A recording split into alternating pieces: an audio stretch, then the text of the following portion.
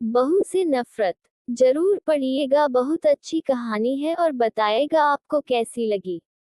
Mummy, मैं कह रहा हूँ ना, मैं सिया से ही शादी करूंगा, अन्यथा मैं जिंदगी भर कुंवारा रह जाऊंगा और यह मेरा अंतिम निर्णय है। अब इस विषय पर मैं आपसे आगे बहस नहीं करूंगा। तभी अभिनव की मम्मी रमा जी ने कहा, बेटा तू समझता क्यों नहीं है? हमने तेरे सामने सिया की जन्म कुंडली पंडित जी को दिखाई थी ना, और उन्होंने सिया की कुंडली में मांगलिक दोष बताया है। अब तू बता, सब कुछ पता होते हुए हम तेरी शादी एक मांगलिक लड़की से कैसे कर दे?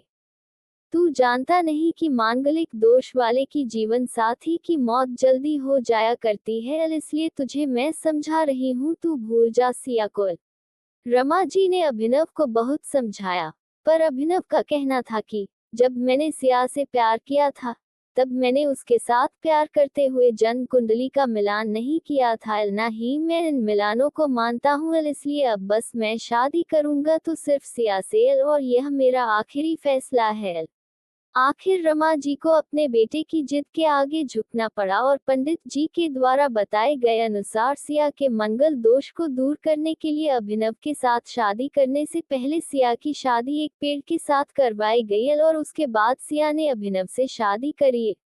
सिया दुल्हन बनकर अभिनव के घर आई, पर रमा जी को सिया का मांगलिक होना अभी भी खटक रहा था और रमा जी उसे दिल से नहीं अपना पा रही थी, और घर में कुछ भी परेशानी आती तो उसका दोष सिया को ही दिया जाता।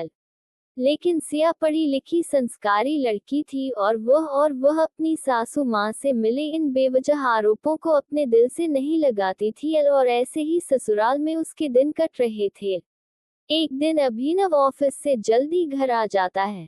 तब रमा जी ने उससे पूछा, बेटा आज जल्दी कैसे आ गया? तब उसने बताया, माँ आज सुबह से ही सिर दर्द और बहुत कमजोरी आ रही है, इसलिए ऑफिस में काम करने की हिम्मत ही नहीं हुई मेरी। तब रमा जी ने कहा, चल बेटा जल्दी कर, हमें डॉक्टर के पास चलना चाहिए। तब अभिनव और रमा जी डॉक्टर को दिखाने गए। डॉक्टर को दिखाने के बाद मालूम पड़ा कि अभिनव को पीलिया हो गया है, और दोनों जैसे ही घर लौटे रमा जी ने घर को सिर पर उठा लिया और कहने लगी, जब से ये लड़की हमारे घर में आई है तब से हमारे घर में परेशानी और बीमारियां भी साथ में लेकर आई है।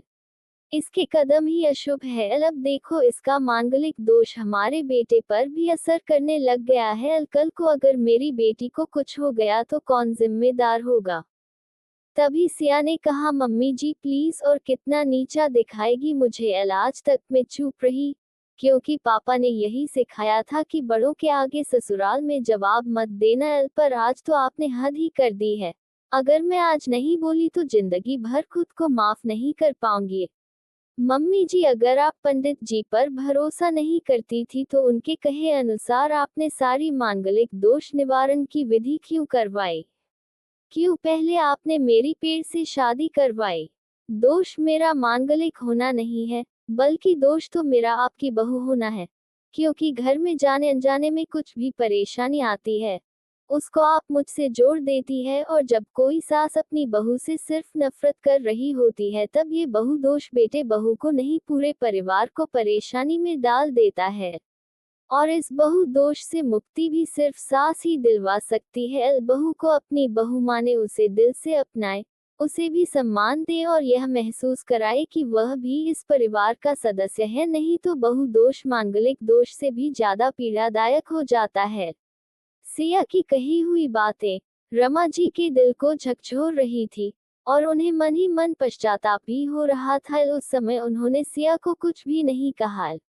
थोड़े दिन बाद अभिनव बिल्कुल ठीक हो गया और ऑफिस जाने लगा, और 1 महीने बाद अभिनव की सैलरी भी बढ़ गई। तब उसने घर आकर इसका श्रेय सिया को दिया तो रमा जी बोली, हाँ सही है बेटा, तू तो सारा श्रेय बहू को ही देगा। तेरी माँ का आशीर्वाद भी तो तेरी प्रगति के पीछे रहता है तेरे साथ, तू तो मुझे श्रेय देना भूल ही गया।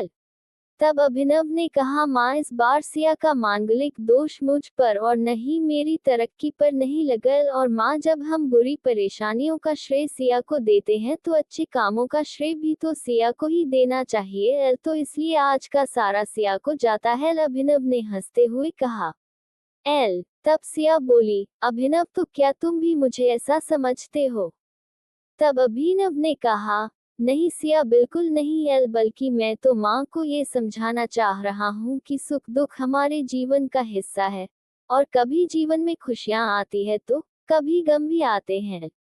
इसके लिए हमें परिवार के सदस्य या अपनी बहू को दोष देना उचित नहीं है। एल तभी रिमाजी बोली, बेटा सही कह रहा है तू, और तेरी तरक्की ही बहुत है मुझे इस झूठे दोषों से बाहर निकालने के लिए। एल आज मैं ये कसम लेती हूँ कि आज के बाद मैं सिया को किसी भी बात का दोष नहीं दूंगी। एल ये सुनकर सिया आज बहुत खुश थी एल, क्योंकि आज उसको उसकी सास ने मांगलिक दोष के साथ साथ बहु दोषों से भी मुक्ति दे दी थी।